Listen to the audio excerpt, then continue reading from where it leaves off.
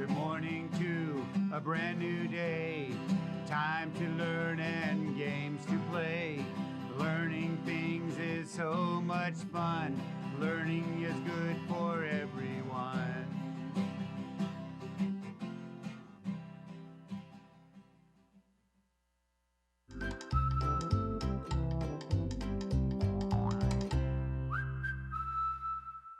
Good morning, third grade. My name is Mrs. Nixon. I am so excited to be here and support you as you become amazing thinkers, readers, and writers. This morning, I was reading the back of this book. This book is called Kid Spy. I'm just going to read it to you because it makes me want to read it, and I bet if I read it, you're going to want to read it. So this one says, my name is Mac Barnett. I'm an author, but before I was an author, I was a kid. And when I was a kid, I was a spy. This is the top story of a bird napping. It's got spycraft, horse chases, fake wrestling, real wrestling, and the ultimate smackdown on a submarine. Open the book to find out more about my adventures, but beware, this mission is top secret and very dangerous. So, guess what I'm going to be doing today? I'm going to be checking out this story. Now, you know where you can find this story and others that are just like it? You can do that by visiting your county local library, or in Fresno Unified, we love to check out our books using the app Sora. So jump on there and check out a book today. It would be awesome. Another fun adventure that we have here at PBS, we have these awesome little activity books. They are full of word searches, mazes, and other puzzles. And if you would like one, it's really easy to get. You're going to see an address that's going to pop up there on the bottom of the screen, and you just need to send me a note and include your address. Maybe you want to tell me about a fantastic book that you are reading right now, and we can share it with other third grade friends. Don't forget to include your address so that I can put one of these in the mail for you. All right, so third grade, today I have 3 things that we're going to go through. Today we're going to look at some prefixes and suffixes, open syllables, and finish off with homophones. Are you ready to start? Awesome. Okay, let's start by warming up. Just like runners do, we've got to do some stretches. So good readers, we always make sure that we kind of warm up those super smart muscles, our brains. Let's look at those high frequency words. Let's go through and read them, and then we're going to use a couple of them in a sentence. So join me, read them big and loud at home, and I'm going to read them here. From, full, gave, funny, get, give, go, goes, good, and going. Nicely done. Okay, our 2 we're going to focus on today are get, G-E-T, and give, G-I-V-E. Help me use them in a couple of sentences here. Did you wet out in the storm? And I try to good advice to my friends. I try to, do you try and ever give your friends good advice? I try to give my friends good advice. So that makes sense. Did you get wet out in the storm? Ooh, I hope not. Hopefully you were able to stay dry. Okay, let's start talking about some of the things we're going to do today. So the first one, we're going to talk about prefixes and suffixes. Now, in the previous weeks, we've been talking about either prefixes or suffixes. Today, we're putting them all together. And so to help us do that, I've got kind of a little chart here with a couple of prefixes and a few suffixes, and we're going to build some words together and see how the meanings change. Now, remember, a prefix is just a group of letters that change the meaning of a base word. Same with the suffix. It's found at the end of a word, and it does the same thing. They don't stand on their own. The only thing that really can stand on its own are these base words. Base words have their own meaning and they're complete words. Okay, what do I mean by that? Let's look. So our base words today are happy, help, and believe. These all stand alone. When we look at our prefixes and suffixes, today we've got re, which is going to change the word to mean again, and un, which means not. Jumping all the way over here to our suffixes, we're going to see that we have ly, which means in a certain way, full, which means that it's full of, and able or able means capable or able to. Okay, let's practice. So if I have the word happy, I could talk about how something was done or how somebody behaved when they completed a task. And I could say that she very happily did something. It's in a certain way. How did she do it? Well, she did it happily. Now, you're going to see here, I've got a little tricky little card here where I can change my Y to an I before adding that LY because happy ended in a Y.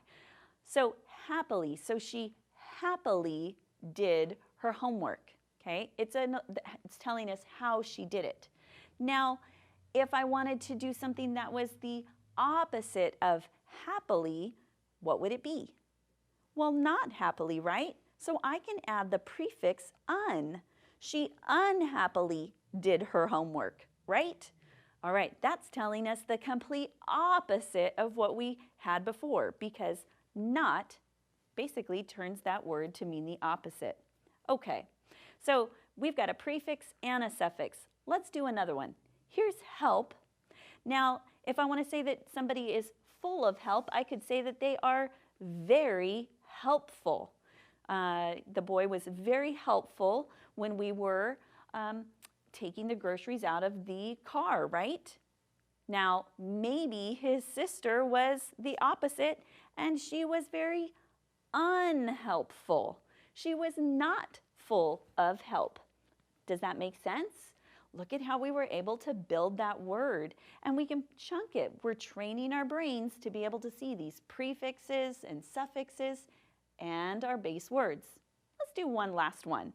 Here's the word believe. Now, if I want to say something was very believable, I'm actually going to cover up that E, and I've got believable. But if I wanted to say maybe it's not believable, I'm not able to believe something, again, I can move my un, and it becomes unbelievable. See how easy it is to change the meanings of words just by playing with our prefixes and suffixes. This is an activity you can do at home. You could put all of these prefixes and suffixes and move them around and play games, maybe while you're waiting for dinner to be prepared. Just an idea. Okay, let's switch gears just a little bit and talk about open syllables. Now, an open syllable, or anytime we're dealing with syllables, we always are, essentially, we're listening for that vowel sound. If you put your hand underneath of your chin, every time that your chin comes down, that's when you have that vowel sound. Okay, in a word, every syllable has a vowel sound, so when we're looking at a word, that's our first place that we start when we're trying to decide where do we divide words into syllables. So let's look for vowels. What's a vowel? That's right, A, E, I, O, U. Okay, so let's look. Oh, and sometimes Y. I hear you, good job. So do we see A, E, I, O, U? Yes, we see an O and an A. So these are our two vowels. Now, anything that's in between would be consonants, right? So I'm going to put a C for a consonant. Now, because I only have one consonant, I know that I'm going to split right in front of that consonant right there, and that's going to make this first syllable an open syllable, and that vowel is going to say its name. It's going to be a long vowel. Polar. Polar. Like a polar bear, right? Okay, let's do another one.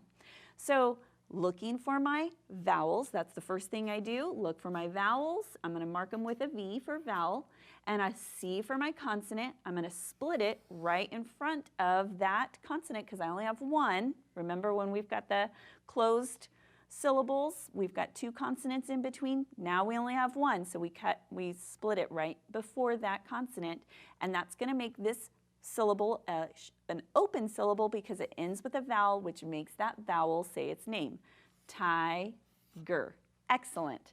Okay, what does it look like when we're practicing? So looking here, I've got a couple of words that are next to each other, and we're looking for the words that have those open syllables. So when I look right here, I've got giant and silver. Okay. Remember, what's the first thing that we're going to do? We're going to look for those vowels. Well, in this one, look, I've got I and A, so vowel and vowel. Well, I've got to split those two vowels. They can't be in the same syllable. Every syllable has a vowel sound, so I'm going to have giant. Okay, is that an open syllable?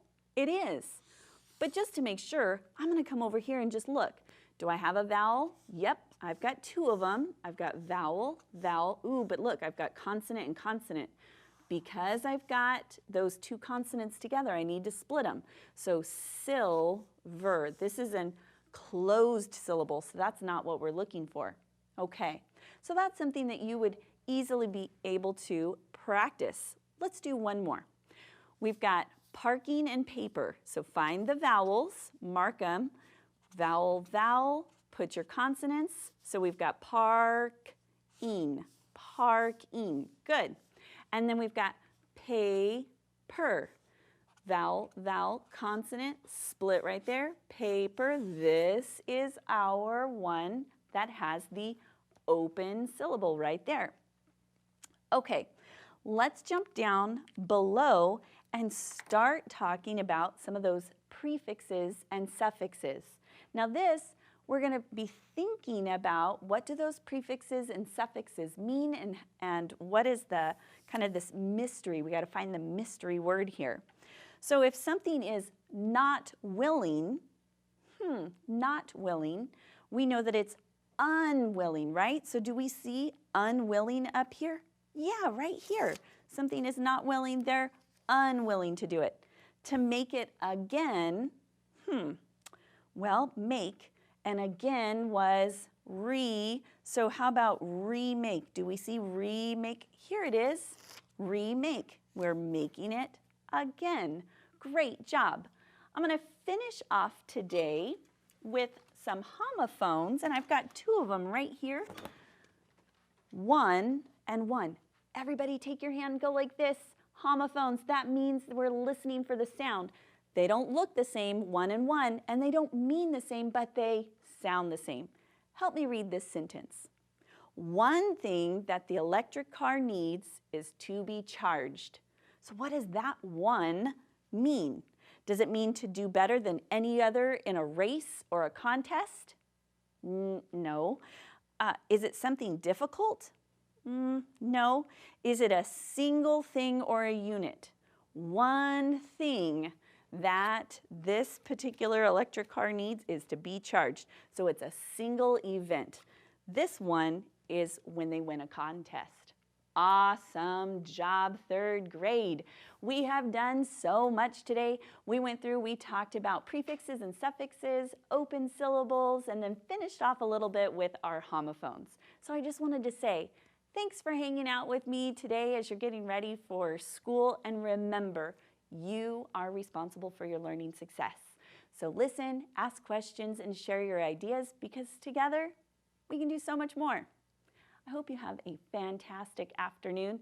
Practice some of these skills that we did today, and I know that you'll be ready to get back here tomorrow on PBS. Have a great afternoon. See you then. Bye-bye.